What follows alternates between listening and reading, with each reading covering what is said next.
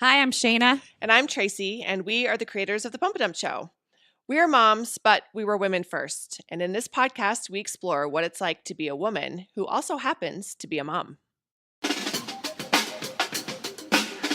we were moms, we were women. Before we were moms, we were chilling. We were pumping and dumping. We're talking about something. This is the Pump a Dump Podcast.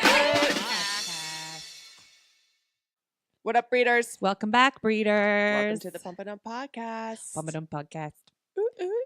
I think I'm gonna. I think I do that a lot. Pump a Dump Podcast. I mean, it just kind of rolls off it's the tongue. catchy. Pump a Dump does. Podcast. I do it just randomly in my kitchen. Do Pump it you? up. No. Our families already think we're crazy enough if we were just Just walking walking around Pump a Dump Podcast. Now you're all gonna do it. Next time you change a diaper, just close it up with that last. Just Pump a Dump Podcast. Now we're just going to do it on stories for like 3 days straight. It's true. Pump a Dump Podcast. Pump a Dump Podcast. Uh, We're excited. We're gonna talk about body love, you guys. Yeah, which is Raise I your don't- hand if you love your body. I am not raising my hand. I am, yes. Body love, gosh, it's like it's funny because it's sort of a new term. Our mothers didn't use body love or even think about it in those terms. I can see my mother rolling her eyes. My mom would be like, what are you talking about? I can see your mom's expression actually right now. Right?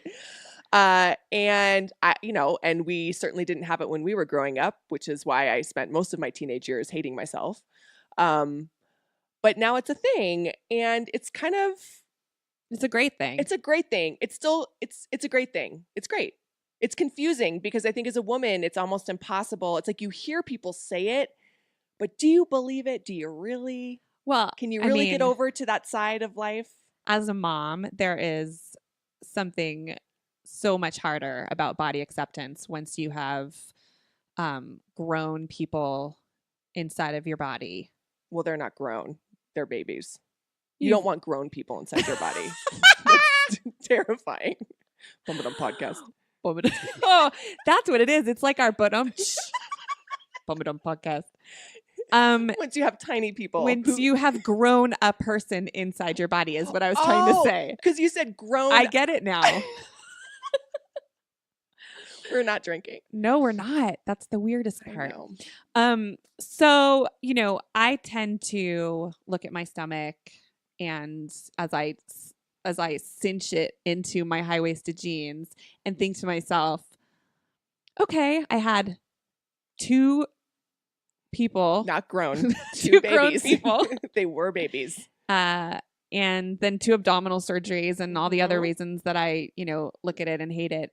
And then, so there's this part of me that's like accepted and is like, okay, my body is a trophy, right? We wrote an entire song called Trophy Boobs Mhm. based on the idea that your tits are now just trophies because they Of have all been the stuff they've done for you. yes, and magical, wonderful, wonderful things. Sure. And yet I'm still like, why do my nipples slant slightly outward these days? The nipples are my least of my worries. They're just falling. So here we are, right? Introducing an episode on body love, criticizing already. I've talked about my tits and my stomach. I mean, I don't even get me started on. I think that really, if I'm honest, the only thing I really like about my body is my feet because I'm 6 feet tall and I don't have giant feet. and here's the worst part. I've seen your feet and they're fucking terrible. Okay.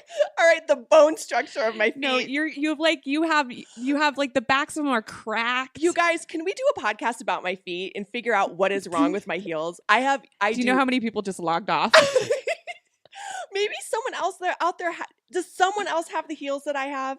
Yes, I'm sure many people It's traumatic. One have time I went to the podiatric issues. One time I went to the dermatologist to get, rightfully so. I have a history of skin cancer in my family to get my moles checked, and all the woman talked about was my feet. And she how to was fix very them. concerned. But you just said they were your favorite part, so I No, just want to. the size of my feet. Oh, okay. The size of my feet, because they used to be a 9.5, and then they grew to a 10 when I had the baby. Sure. But even a 10 for a 6-foot person, Yeah. is like remarkable. My grandmother was 5 feet tall and had size 10 feet. See what I'm saying? Yeah. It's like the only thing I really like.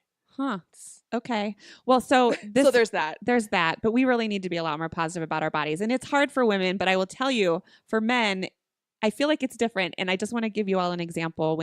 When Chris and I were first dating, we were talking about the things that we liked about ourselves. Like, oh, I don't know, we were dating. So you ask stupid ass questions, right? Well, then you answer and then you like go make out. Yeah, I mean, it was like, I don't even know where Sure. we were at the time. So we were like, oh, what's your favorite part of your body?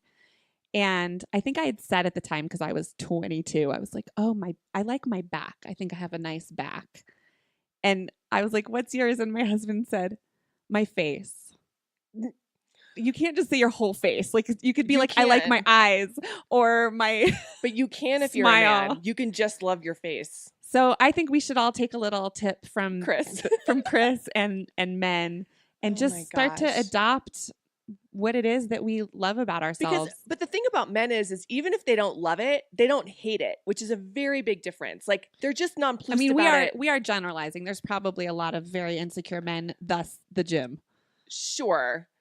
But I just think, generally speaking, like, they don't overthink it, right? Like, I don't think, Not like we do. no, they're lying in bed just, wishing that one part of their body would be different or whatever.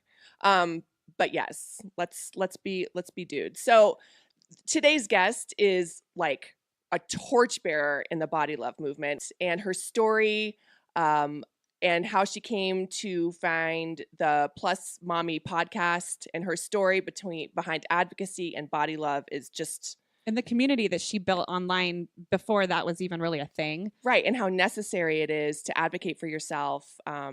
in the healthcare world Yeah. and just in general. Yeah. So she's great, and she just every time I talk to her, I just walk away thinking like the world's just kind of a better place. Yeah, we're pretty excited to have her Yeah. on. I hope you enjoy it. We got a special guest. Special guest.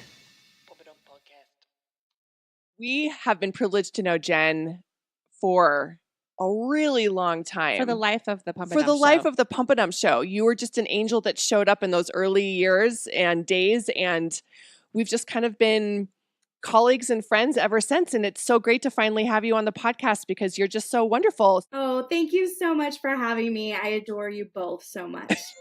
It's obviously mutual. I want to read your bio so everybody kind of understands what it is that you do. So Jen McClellan is a published author, speaker, and founder of Plus Size Birth, the premier resource for all things plus size pregnancy. With over 4 million page views, she is passionate about plus size pregnancy, sharing tips on embracing your body and navigating the bumps along the road of motherhood. Via her Plus Mommy podcast and social media outlets, she seeks to create an environment of acceptance and end the stigma surrounding plus size pregnancy with education, support, and a sense of humor. She's also a certified childbirth educator, wife, and mother to a charismatic 8-year-old. That's the other thing. Our kids are all the same age. That's right. We met Jen when we started the Pump and Dump Show in a bar in Northwest Denver, and you would come, and you were so delightful. And I remember you. We were talking actually about childbirth at one point, like afterwards. I think this wasn't during the show, like afterwards. And I will never forget, Jen. You were telling me the story about how you gave birth on all fours. Mm-hmm. And it was like the most enjoyable, like beautiful, amazing thing that had ever happened. And I just remember being like, what? That's crazy, because my childbirth was not enjoyable. And you were like, oh, the oxytocin and it was like heaven, like, like all these like really, I don't know if you still feel the same way, but it was a really awesome story to hear from someone who obviously was very comfortable with her body. So let's start there. Yeah. So tell us your story. How did you get to where you are today? Yeah, well, I just have to say, I think I was feeling all the oxytocin from being at your very first show. I was at Were the you at our very first one? Oh yes, my I was. gosh. And Holy when moly. you had like the pumping station on the Uh-huh. stage and Uh-huh. everything. And I fell in love from the first show. So We you guys are actually thought amazing. somebody would come up there and pump. We were just like, someone will pump up here, right? If we put up a curtain. I mean, it might as well have just been me. I was like So so pumping. Oh my gosh, But- that's hilarious. Yeah, I found out I was pregnant in 2010 and went on the internet and Googled plus size pregnancy and quickly found out that being fat and pregnant is not the same as being an average size person and pregnant. So I read that I would develop gestational diabetes, I would have a cesarean birth, and thanks to those comment sections, that I was a horrible person for wanting to become a mother as a fat woman. And it just was like, wow, what a way to like set off pregnancy. Mm. But I was determined to prove all those things wrong. So I hired a doula, and she was basically like, get over yourself. You're healthy. You're in love with water aerobics. And there's no reason why you should feel that you're having a high risk pregnancy because of your size. You should have a home birth. And I was like, whoa, wait a minute. Like, that's great. People want home births. Awesome for them. But I don't trust my body. And so I was introduced to the midwifery model of care and switched to Denver Health for anyone who's local, and had a completely healthy pregnancy, gave birth on my knees like a badass, and it changed everything I felt about my body for whole 30 years of existing in a larger body. And it taught me that my body is pretty amazing and I'm no longer going to hate it. So I started a blog because I was like, I cannot be the first fat woman to have a healthy pregnancy, let alone a vaginal birth. But that's pretty much what the internet told me. And so, it'll be 8 years ago in April that I started writing about plus size pregnancy, having no idea that it would completely change the whole course of my life. I didn't even know what a blog was. But before I knew it, Facebook was really popular back then. Instagram was barely a thing. And no one was really having this conversation around, wow, plus size people can have healthy outcomes and look gorgeous in maternity photos too. And I was sharing these images and these stories, and it just exploded online and has been a whirlwind and an adventure ever since. I remember when we had moved the show, and you were so kind to keep coming back. And we like on stage one time announced, we were like, and Jen McClellan just got, I think it was like 500,000 followers happened like, no, it was like a crazy number, like I think overnight. It was like 50,000, but yeah, it was just like, say it is 500,000. Yeah. I'll go with 500. I mean, you definitely tapped into a need for sure. Oh, yeah. Yeah. Yeah. And I think it was like on the edge of that whole body positive explosion on the internet. Only I was talking specifically about pregnancy, and now that has branched into motherhood as well. So it was kind of very timely when I started my blog, having no idea what a blog was. So tell us then, you said you got pregnant and then you Googled. So there was obviously already sort of overarching concerns about being plus size and being pregnant. And what are those, and how did you why are they so prevalent? And then how do you dispel those? Sure. I think, when you exist in a larger body and you go in for any form of healthcare, it's always, related back to your weight. And there's not a lot of positive and empowering people out there saying you can be healthy at every size. I mean, we're starting to see more of that, but it's intimidating. And when it comes to pregnancy, there's so much misinformation and just assumptions, not only from society, but also care providers around a person's health going into pregnancy. So those things like gestational diabetes, and that people of size need to have a cesarean birth. Why? Why do they need to have a cesarean? Because our bodies are incapable of going through labor and pushing out a baby. And why?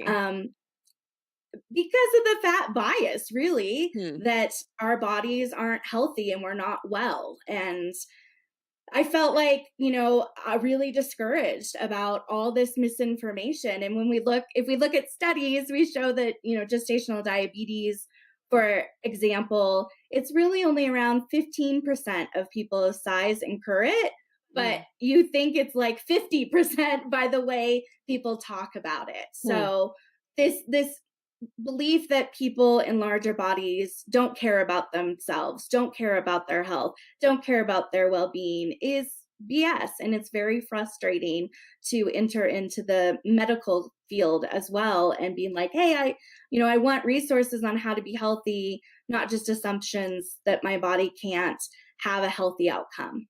Right. And generally, you feel like the response from the health community has been, at least in the past and perhaps the present, you just have to lose weight.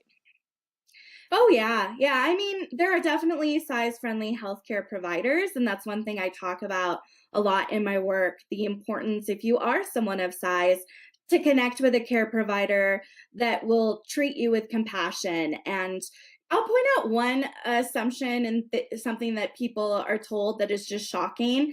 And it's women are sometimes told by their care providers that their vagina is too fat to birth their baby. Yes, it's called the fat vagina theory, and I dream of a fat vagina. Like I think a fat vagina is like every man's biggest fantasy. Pardon the pun.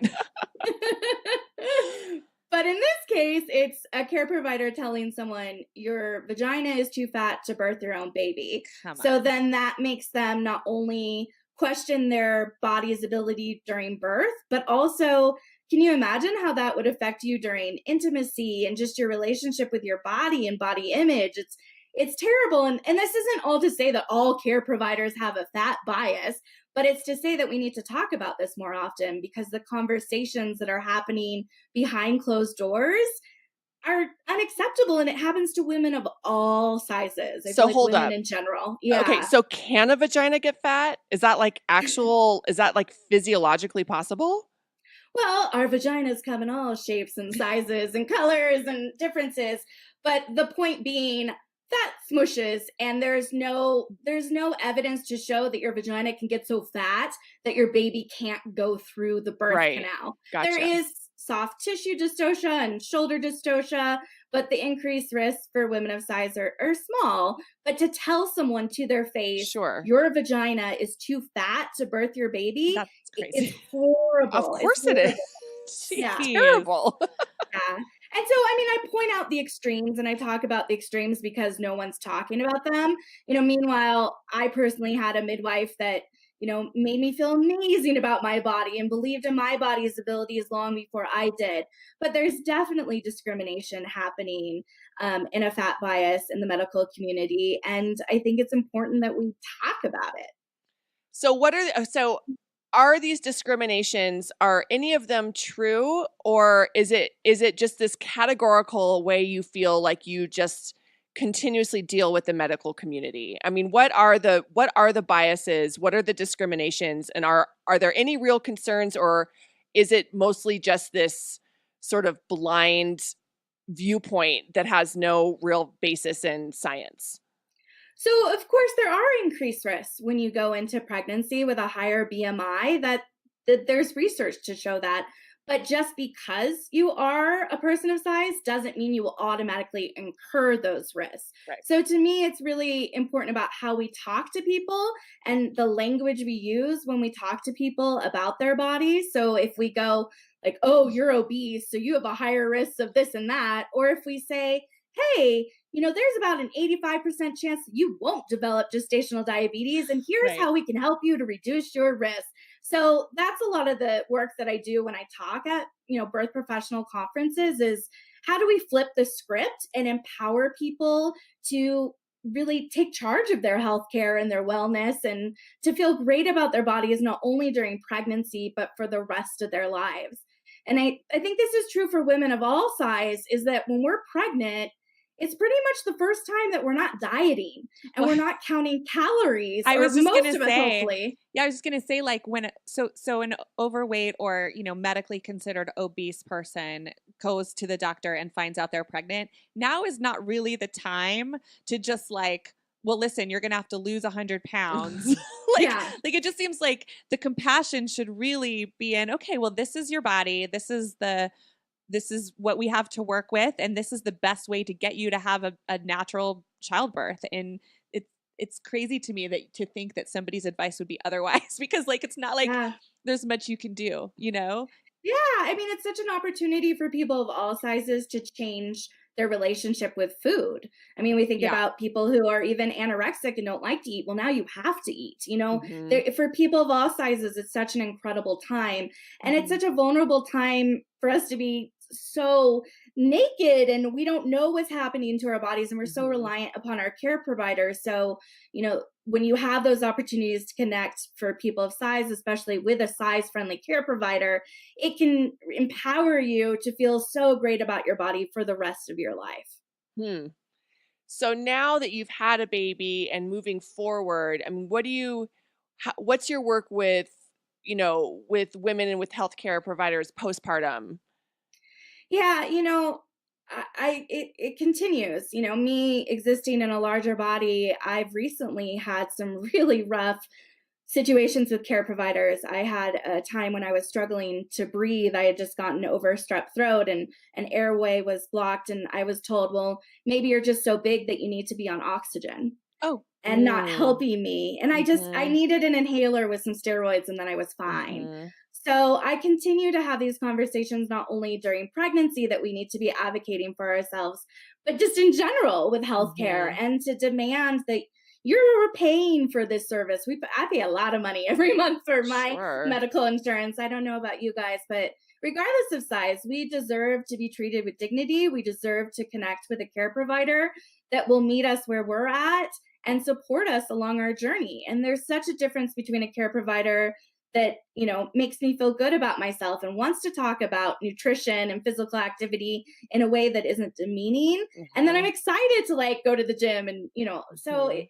so I continue to talk about that, and then motherhood in general, and loving ourselves, and it's hard for people of size existing in a larger body in society. So Sure. how can we learn to, and people of all sizes, just to love ourselves? Because I found when I stopped hating myself, I actually took better care of my body too. Mhm. yeah, that's a really good point. I mean, I just can't get over one of the first things that you said, which was about the trolls and the comments, because just to think that people have like nothing fucking better to do than make somebody feel bad because of their physical self is just so unbelievable to me, and it's just like one of the saddest parts about the interweb. Mhm. And human And nature. human nature. Yeah. But you have really put yourself out there and become this body positive role model for so many bigger women. And I, I mean, how do you do it, Jen? Like, how do you put up with that bullshit? It cannot be easy. And you're Yeah. one of this. I mean, and you're so open about the things that Mhm. happen. Like when someone says something terrible, you're so honest, and you do tell us all, the people who follow you, that it hurts. And I mean, it's just such a fascinating, ridiculous part of humanity that you have to deal with. I think I've been dealing with it for so long that I self-identify as fat, so I get called fat like on a daily basis, and I'm like, tell me something I don't know, like way to state the obvious, because I've taken the word back and it can't be Mm. used as a weapon against me. But for some people, the F word is really awful. Yeah. But I will continue to be transparent and continue to put myself out there because I know it helps other people to feel better about themselves or to navigate life in a larger body. I just flew to California and went on Instagram stories and talked about flying while fat and the realities of that and how to navigate that. And thousands of people watched it and were just so appreciative and felt like, oh wow, now I can go on a trip with my family and I didn't think I could. And Mm. it's like, I don't want people to ever feel limited in any way, from their size to how they carry themselves and their confidence. And if I can share a picture of me in my bra and underwear postpartum and be like, I love myself and you can love yourself too, and it helps one person to see themselves in a new light, then it was totally worth all the trolls and bullying I get Mhm. online. And when we talk about people size or plus size people, if we look at it statistically, and these stats were run quite a while ago now, we're looking at 60% of childbearing women in the United States are classified as overweight or obese. 60%. So, people on the internet are being assholes to the majority of people. And so we just need to keep that in mind, that it's really the majority of people exist in larger bodies, and that's why we need to be having these uncomfortable conversations about how do we support people with compassion and health at every size, as opposed to demeaning people and making them feel badly about themselves. Well, it's a nice way to look at it, for sure. Very healthy, Jen. Super healthy. Gosh, you're healthy. And I know that, so that must be a challenge, right? Because you want to perpetuate, you know, that this body love. You want to give people confidence, right? You want everyone to feel, to take that word back like you did, right? Because it's really helpful mentally and it's so healthy. And so how do you approach the people who worry, the people who are worried that that's actually detrimental to your health? My response for that is my obesity is not your crisis. Like you exist in your own body and you have your own health issues.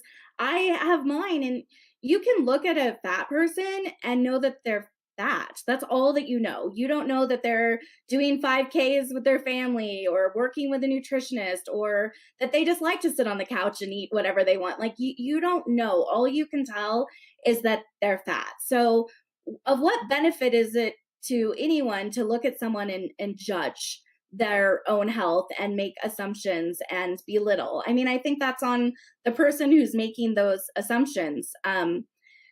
Yeah, I can say, like, as I've gotten older and existing in a larger body, sure, there are different challenges, but now I've found a size friendly care provider and I am working with a nutritionist and I'm doing things in my own life, but I don't have to do that for anybody else. I don't need to change my body for anyone else. It's about how I feel in my body and how I want to take care of my body. You're just saying that's just not, it's not of anyone's concern. Yeah, it's not really anyone's business. And it doesn't Right. it doesn't benefit you to have an intervention with your fat friend, Oh right? gosh, well, doesn't no, make- no. Ridiculous. God, It doesn't do make people your do that? fat friend feel better about herself. If you are concerned about someone you care about and their size, then say like, hey, I'm starting a walking group. Do you want to join? Or go out to lunch at a place where offers a variety of stuff. But if they want to eat a cheeseburger, then don't belittle them for eating a cheeseburger. Sure. It's a cheeseburger. So, I understand where people come from with this concern of seeing larger people. And we live in a culture that is so hyper focused on, dieting, and that being fat is still socially acceptable to shame people of size, right? There are PC everywhere except for fat people, basically. That's So interesting. I think it's important that we remember that it does no benefit to anyone to shame other people or to judge other people.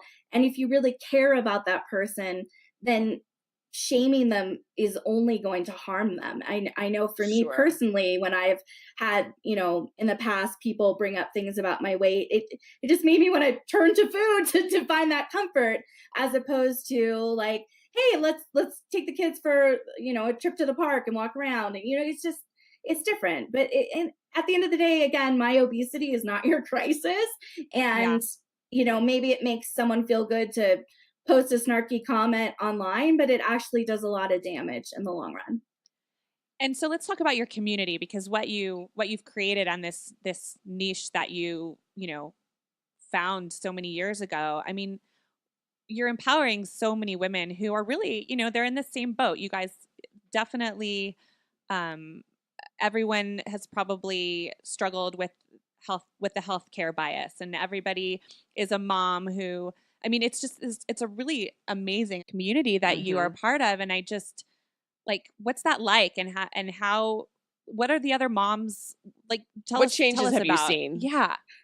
I mean, I think it's a lot of that safe space to have a conversation that you can't have with your smaller friends. Like when you get pregnant and you're plus size, often your belly looks more like a B than a D, but no one really talks about that. But in society, we're told that only, thin Caucasian women get pregnant, right? Like women of color don't get pregnant, women of size don't get pregnant, and it's ridiculous. So helping to kind of change that narrative of what it looks like to exist in a body that society still doesn't recognize and that we're allowed to exist. And I think it creates this space for us to feel empowered and recognized and not alone in a lot of the struggles that we face.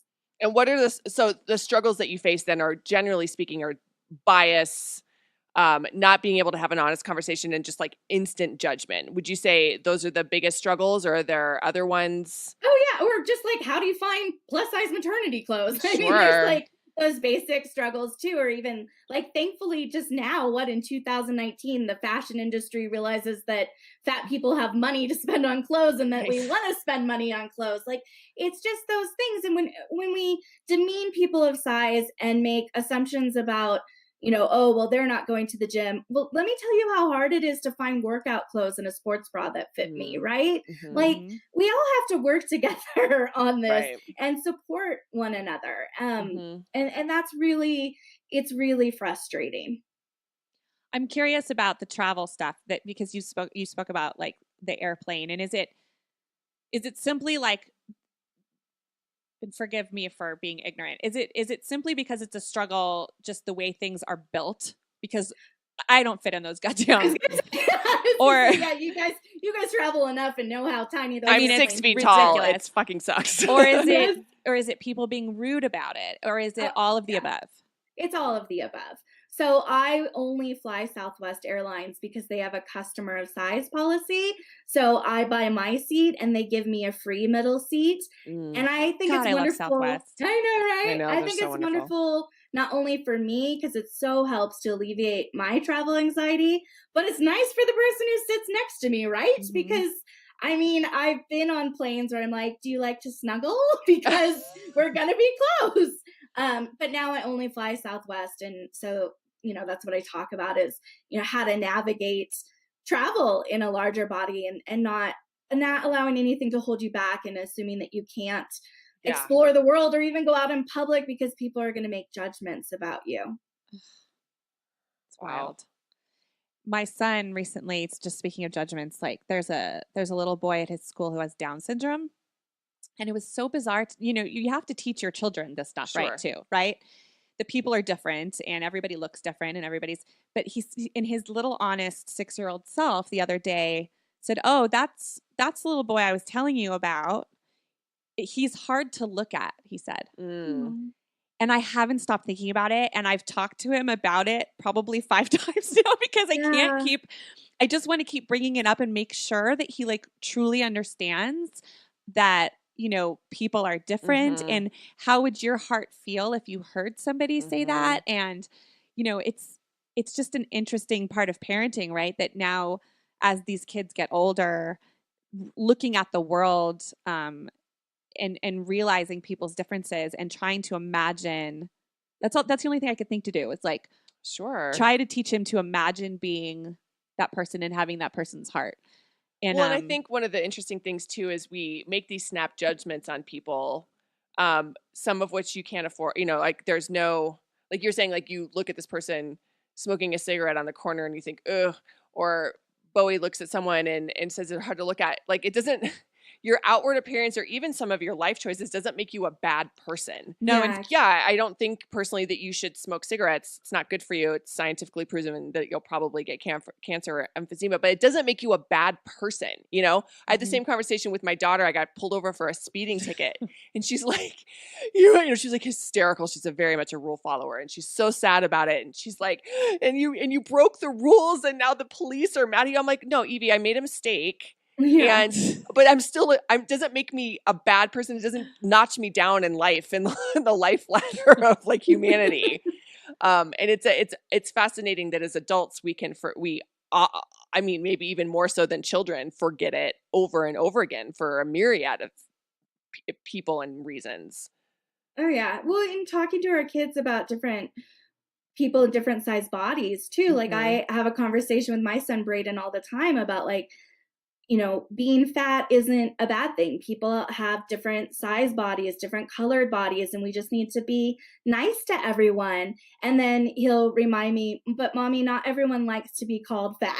And I'm like, you're right, You're son. Not totally everyone right. not everyone likes to, and we wouldn't call people that to their face, but He's like, Mommy- dial back the progressive rhetoric, mom. Okay. but mommy's fat, and that's not necessarily a bad thing. And I think that's important. So then he sees, other classmates who might be a little heavier, and he doesn't think, oh, well, they're bad because their body is different. And so just talking to our kids, but I'll also say for moms of all sizes listening, we need to be mindful of how we're talking about our own bodies Yeah. in front of our children because they are listening They to are. everything and they model their own body image after us. So that's something that I'm really careful of, especially, you know, on when I have my bad body days and I'm hard on myself, making sure I'm, you know, talking internally, okay, but what's something nice I can say about myself and don't say all these horrible things I'm thinking out loud because then my kid's going to pick up on all of that. And So your that's kids really see you important. punish yourself. Your kids see you mad dieting or mad exercising and obsessing. And I mean, you're so right. They see everything, and my daughter's gonna grow up and just be like, so a person only wears sports bras, right? Just sports bras. Just sports bras. And doesn't ever get dressed. Is that how I should treat my body? You said the D word, and I wanted to touch on dieting. We've had some interesting studies and some new great articles coming out about that dieting doesn't work. You know, there's this whole assumption when we look at fat people like, oh, you know, eat less, move more, and you can be thin too. And now we're, you know, even my doctor was saying recently, like, well, we know that, you know, 96% of diets fail. And so that's basically saying if you're dieting, you have a 4% chance of it working. But we know that most people not only regain all the weight they lost, but then even more weight on top of that. So that's another reason why, as a society, I think we need to hold up on, you know, the comments we make about people of size and the assumptions we make. And, you know, our diet culture has done a lot of harm and has made us a much fatter society because people gleam on to the next big fad when it's actually really, really incredibly harmful. And it's a billion-dollar industry telling especially women that we're not good enough. We need to keep punishing ourselves and punishing our bodies. So a lot of the work that I do too is just talking about changing our relationship with nutrition and you know, especially during pregnancy, eating those whole nutritious foods and how that makes us feel and sharing that journey as opposed to feeling like we all have to diet because it doesn't work and it only makes us more So unhealthy. what is your antithesis to that then? Like, what's your answer to the general, you know, either diet, you know, certainly restrictive diets? I think you're right. And I think people are starting to learn that these insane restrictive diets just aren't sustainable. Or just like sugar replacements. Like that's what happened 20 years ago, right? It was like Diet Coke or just like using just a shitty kind of sugar that basically would kill insects if you put it in your lawn. You know, but is it fat-free everything? Oh yeah, sure. All the sugar way up, and calories. Everyone gained weight. So what's your answer then to a very like a society that's very pro restrictive diets? What's your answer to that? Is like a healthy alternative or is there not an answer because that's none of our damn business? Okay. I think obviously it's, you know, to each their own. We exist in our own bodies and what you choose to do with your body is none of my business. You know, that's a pretty feminist standpoint too. Your body, you do you, but also health at every size. And that we encourage people to move their bodies in ways that feel good to them and eat intuitively. Intuitive eating is something that we're talking more as a society, which is, there's a great book on it. And, you know, think about like, you know, what do I want and what am I hungry for? And am I hungry or am I bored? You know, talking to your body. But ultimately, I'm not an expert here. I encourage people to connect with size-friendly nutritionists and to find a physical activity that feels good and is fun and is something that you enjoy doing, whether that's a walking group with friends or water aerobics or whatever it is. But I just encourage people at the end of the day to stop hating themselves and to love on their bodies. And I find that when you don't hate yourself, you want to take better care of yourself. That's fascinating. Well, it's absolutely true. I mean, but there's no truer thing. I mean, for every size, that's exactly true. And it's true emotionally. I mean, it's like emotionally based, right? Like if you feel like if you feel positive about the world, you're going to want to take care of yourself and your family and your life as a whole. And I'm just trying to sit here and imagine a time in my 42 years of existence where I haven't hated something about myself, you know, like right. I can't I don't think there's like a single day where I've woken up and I'm just like, okay, yep, everything's good. I'm totally at peace with all of it. And I'm trying to visualize a shift in mindset where I can let the things that I don't like about myself go. Yeah, that's one thing I love about public speaking and being a fat woman on stage saying, I love myself and you can love yourself too. And it's often the thin women or the women who look like what society tells us we need to look like that come to me afterwards and don't just hug me, but they hold me and say like, thank you for, giving me permission to love myself and that I'm allowed to struggle too. And I find that it's probably harder in some ways for thin women to exist in their bodies because there's so much pressure than it is for someone like me. But we all have our own struggles. And I totally respect that, existing in our bodies in general is difficult, and especially as women, but it's worth the work, right? And not only for ourselves, but for our kids. Yeah. And I think that's where I struggle because I fight this sort of paranoia that I want to be like strong and I want to age well so that I can, have this life with my kid, but the lines start to blur between what I want for my future that's very reasonable versus the pressure that I'm putting on myself in the present is an excuse to just beat myself up, Yeah. Can I also just say something that also may sound very ignorant, but it's totally awesome about this world? My yoga studio has a handful of teachers who are like bigger women who are so fucking strong that whenever I walk, this is complete honesty. Whenever I walk into a class and one of the teachers is one of the larger women, that class is going to be harder than any goddamn class that I have been to. And they are the ones that are like demonstrating the handstands and the this and the that, like, and they're so goddamn strong. I'm like, we are judging these women who are so capable of doing shit that I'm not capable of doing after 20 years of yoga. So, if that's a proof point alone, you should start talking about that. Yes. Our bodies are all amazing and we can do incredible things. It's like, and that's why giving birth on my knees changed everything for me. It was like, wait, why have I been so mean to myself? Why have I hit it? I just gave birth to a baby on my knees. Yeah, you did.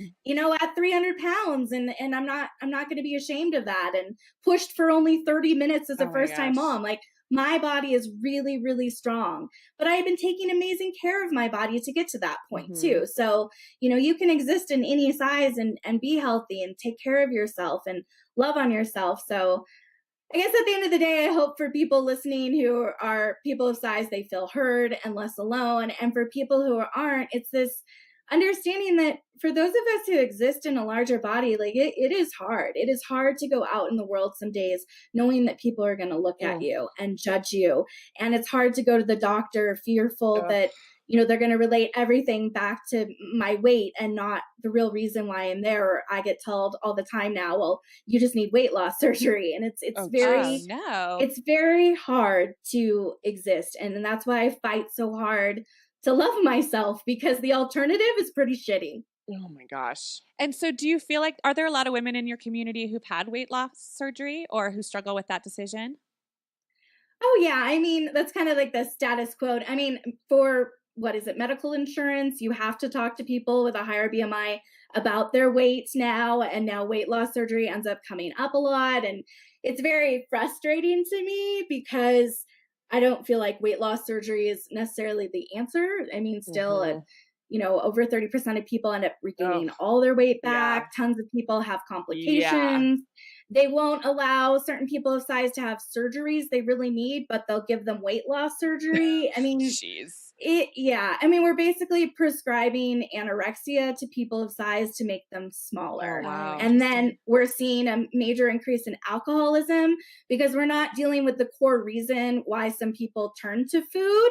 We're just trying to make them thin so they are acceptable in society. So I can get on a soapbox there for sure. But do I respect someone who makes that choice for themselves?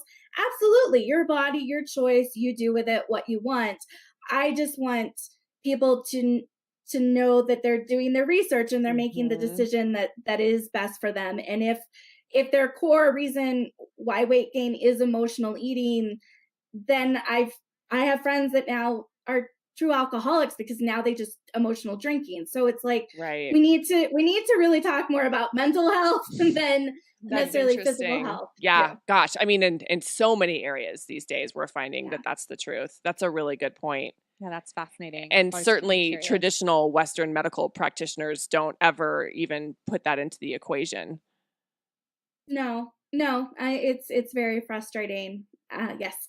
So you said, my obesity isn't your crisis. Do you think the obesity, we hear it all the time. Do you think that that's just a blown up, just, sensationalized, fabricated issue that just makes like it's just, I mean, our society just gets caught up in certain things. Do you think that's what it is? Do you think there is a better way to go about it? Like, I'm just curious from the outside looking in, like, why do we hear about it so much, like all the time? Well, I mean, we are a larger society and we have continued to become larger, and a lot of it has to do with our food, right? Mhm. And the way we have access to food and how much our food has changed. If we look at, the history lesson of, President Nixon, and our food became way more processed and so much more sugar. And so there's multifacets, and people not being able to afford to Mhm. eat whole healthy foods. And it's so much easier to you can feed your whole family on McDonald's drive-through dollar menu compared to, if you're working two jobs, having the time to prepare a Yep. meal. So there's so many facets of, besides, the fat phobia, but classism and racism and so much Yes. that plays into sizeism. But at the end of the day, I feel like there is a shift. I was brought out to the National Institutes of Health 2 years ago to speak about obesity and pregnancy.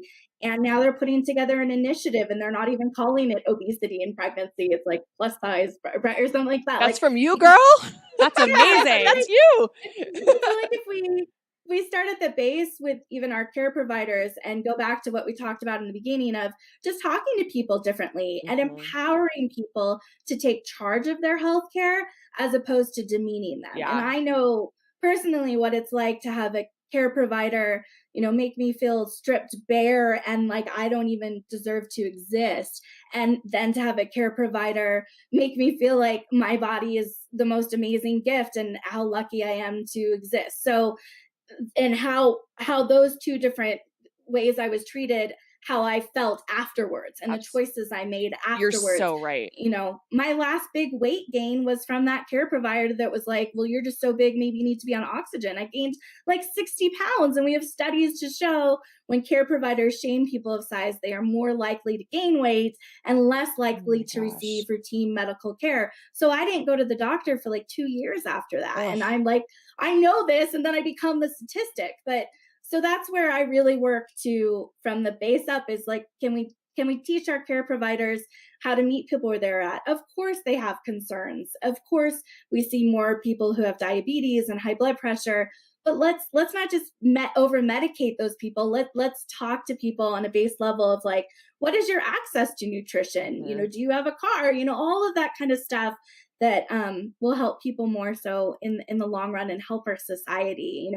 For me, because I had such a great experience during pregnancy and birth, it did help to change my relationship with food in ways that I help my son to eat, differently and to have more whole healthy foods. And that was such a positive experience, but it could have been the complete opposite. So do you turn to, I mean, you said, so you found a healthcare provider that you like, that is, that works with you, not against you. The demeaning thing, is so true. I mean, everyone knows I have like endometriosis and I've had years of infertility and all this stuff. And I have left so many doctor's offices feeling like I want to just blow my brains out. And it took me finding someone who had a hybrid of Western and Eastern to look at the whole. And that's where I really think, it all clicked on for me. It's like, it's not just one singular problem. There's a whole health issue related, and you have to look at the body as a whole. Is that where what you found, or are you still finding that like traditional Western medicine is, just you just need to find someone who's not a jerk to be your Yeah. doctor? I think it's care provider specific, right? Yeah. So, like I love midwives, but they're still fat phobic midwives, right? Right. So it's really care provider specific. So if someone is searching for a size friendly care provider, and if you're not of size and you're listening to this, usually when a care provider is size friendly, they're just friendly and compassionate. Just nice in people. general. They're just a good care provider. in general, right? Respectful human Yeah. being. Like Yes, kind of what you want in a respectful. doctor. Yeah, like this is, there's classes now for doctors on how to treat Oh. people of size with compassion and anyways.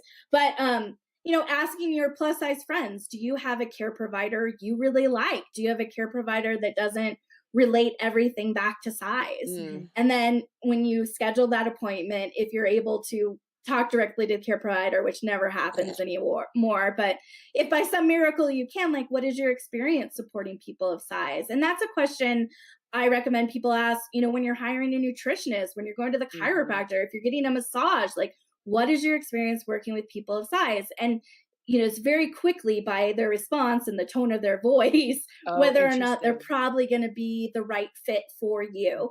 Mhm. And then to know that you can always fire your care provider, whether you're, 7 months pregnant or you're not pregnant and you are seeing someone who makes you feel badly, like, you are paying for this service and you shouldn't pay someone to make you feel terrible and to not actually provide whole health care, right? We see stories in the news all the time of, people of size dying because their care provider just tells them to lose weight when they actually have breast cancer or geez. many other things. So we need to be our own best advocates. We research and are diligent about finding the best pediatrician ever for our kids. We need to do the exact same thing for ourselves. Amen to that. Amen to that. And so back to your story and you went from having this very successful blog and Facebook group to you left Denver and you moved to Albuquerque. And did you start the podcast? You started the podcast before that. No, I started the podcast. It'll be a year in May. Okay. So for me, I had done pregnancy work for so long and it'll still literally be my baby. I mean, being an advocate for people of size during pregnancy is what I love, but my kid's 8 now.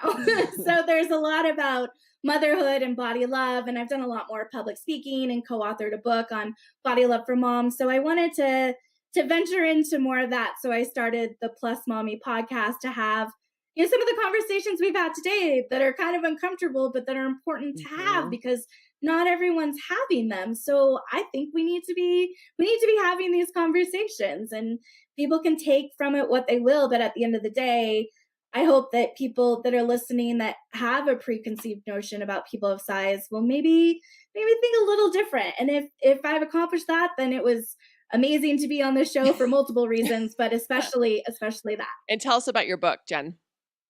I have the Peachy Mom's Guide to Body Love for Moms that I co-authored with the amazing Amanda Edwards, and thank you both for being so supportive of that. So, but it's for moms of all sizes. We talk to the tiny mom, the medium-sized mom, and the plus-size mom, and talk about, dear Lord, what happens to our bodies after having a baby, and kind of reclaiming that and finding ourselves again. And then I also have my plus size pregnancy guide that walks someone who's plus size and pregnant through everything they could ever want to know about having a plus size pregnancy. Like and literally so, what yeah. you needed when you got pregnant, and you Yes, just now you just give it to the world. Oh, that must be that. What a great resource. That's amazing. Yeah, so I have plussizebirth.com is all things plus size pregnancy. And then plusmommy.com is where the podcast is housed. And we have all different kinds of conversations, and thank both of you for being on the show as well. No, I love your podcast. It's great. It's wonderful. And you're gonna take over the world someday. We knew it the minute we met you at that bar.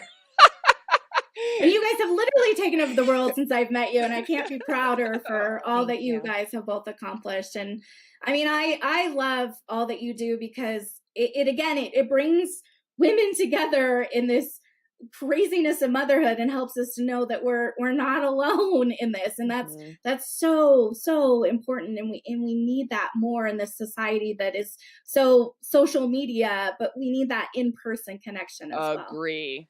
Although I am about to get off this podcast and just Google how to make my vagina more fat. I'll give you some, honey. Because that sounds like a dream for everyone involved. Jen, thank you so much for coming on our show. You guys will put all of Jen's resources in our show notes. She is an amazing leader in her community, in the motherhood community. You are a head of a band of mothers, and we're just so honored to have you. Thank you so much for talking to us. Well, you can't see me, but I'm blushing. So thank you. The feeling is mutual. I adore you both. Thank you for having me. We're on tour. We got a tour update. Tour update.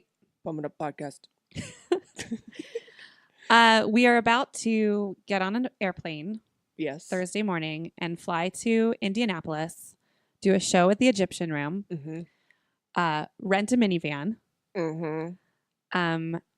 haul our stuff. I don't know if you guys know how much stuff we bring with us. It's a lot. It's a lot of stuff for. It used to be just 2 people. Now it's 3. It's still a lot of stuff for 3. It's 3 people with 6 50-pound bags. We're like Carrot Top. Like, we just got like props and things. We don't though. It's like when Merch. you look at it, the least of it is our clothes. Sure. We have a cajon now. We have a though. cajon. A cajon, a guitar, a little bit of clothes, merchandise, tech stuff, A selfie light. a selfie light. 'Cause it's Everyone needs 2019. everyone needs to look gorge. We A have step and repeat. a step and repeat. We have tablecloths. So we're basically telling you this in case you think we're rolling up in like a Tour bus. a tour bus trailer and like our 30 roadies are, jumping off and putting our things together. It's Archie, who we adore, and he's our stage manager, and us, and a lot of Ubers And a lot of luggage. and a The coolest minivan. part about our luggage now is we finally sprung for, if you're in the industry, you know that the Pelican case is like the cool thing to get because they're basically indestructible. And if you're like a real legit, band or a tour, You usually have Pelican cases. usually it's crew that has the Pelican cases, but in our case, it's the talent that's on the stage that carries it. But we put stickers on the outside, and it just brings me infinite happiness to see of all the cities that we've been to. Yeah. That's like the cool. nerdy fun thing that we do. But then we have my oils we have to bring. That's a whole Pelican case. Pelican case of oils. I'd be into it. And I'm really excited because I recently just bought a personal fan that I can aim at my face because Shay sleeps cold. So she I like to be hot. and I like to be cold. Mhm. But Shay wins because we can't have her sick because she sings. So I just lie in bed and sweat most of the nights in the hotel I'm so room. sorry. So now she's a personal fan. I'm going to just guarantee you post some video or photo of that when she doesn't know it. So please follow along. Well, because now I also have my eye mask and my personal fan. Oh my God. I'm so excited. It's pretty amazing. It's a cute fan though. It's like all modern looking. so So anyway, there's a lot to pack. we will be driving in our minivan from Indianapolis to Grand Rapids to 20 Monroe Live. 20 Monroe Live on Friday night. And then we will be getting back in the minivan on Saturday and driving to Detroit to Royal Oak Music Theater. So for doing 3 shows in a row, which really is kind of the most that we ever Do in a I row. think we don't think we've ever done 4 in different cities. We've No. done 4 shows on a trip, I think. Yeah, Have maybe. we?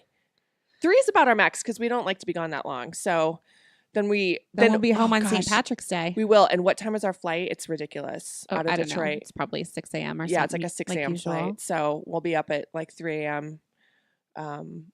Hopefully the music in the Detroit airport won't be as painful as it was in the Atlanta airport. What was going on? You guys, it was like Sousa. Like it was like marching band / No, it was like 20s. It was like foxtrot and stuff with like horn sections and like it it was all over the place, frankly. It was way too loud is the whole point. It was as if we were all waiting for our planes in gazebos. It was just like, it was so bizarre and so loud, and it was 5 a.m. And it was just like we were in the twilight zone. We were so tired because we'd been up. I mean, for that trip we were up for like 36 hours straight almost. Yeah, it was pretty rough. But anyway. Well, our anyway, tour we will update. see you on the road. After that, we'll be in Boise, Mhm. and then we've got some. Is that when the Texas shows are? No, then we're going to Washington D.C. Oh, we are going to Washington D.C. April 4th and 5th. I know. At City Winery. And I'm really hoping that the cherry blossoms will be blooming when we're there. Yeah, it's going to be awesome. And then just check our tour dates, because if you know anybody, we're trying to sell some tickets in Dallas and San Antonio. But DC Thursday night is almost sold out, and Friday night's almost sold out. Friday night's almost sold out. Thursday night's close behind it. So if you're listening and you want to come to our DC show, get your tickets stat because they're going real fast. Like they're really close to selling out. All right. Yeah. Bumming Up Podcast. Talk to you next week.